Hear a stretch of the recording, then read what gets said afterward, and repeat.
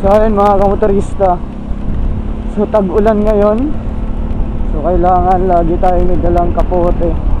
Yan, para protection sa ambon tulad nito, di ba?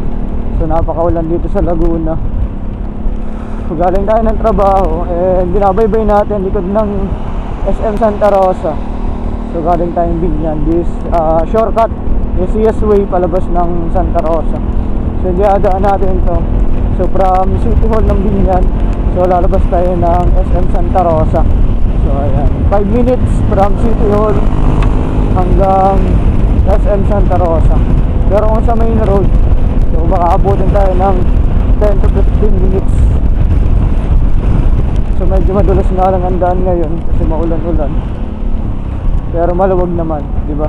Wala ditong traffic.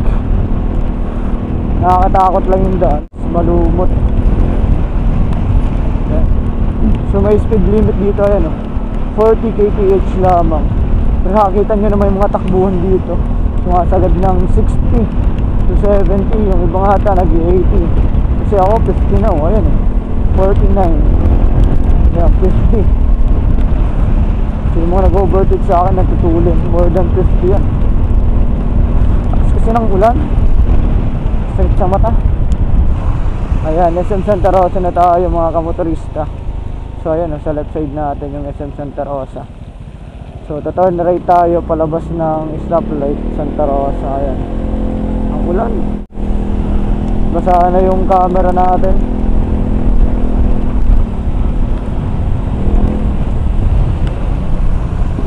Sakit pa naman sa mata pag hindi naka-close yung visor ng helmet. Talagang laki ng butil ng ulan.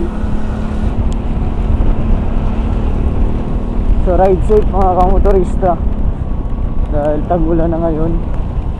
So ingat lagi. Yan, palabas na tayo doon sa stoplight. So turn right tayo papuntang Balibago. Kung makakita ninyo sa right side ko, bahana.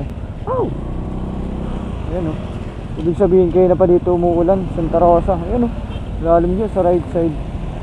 Hindi man lang umabanti o kahit nag-green, ma-turn right. Kita natin. Oh, ayaw umabante. O diba? Ayaw umabante kahit nakago. Oh, oh, oh, nakago yan. Pero diba, hindi na tayo sa Petron. Grabe, basa yung sapatos natin. Lalim.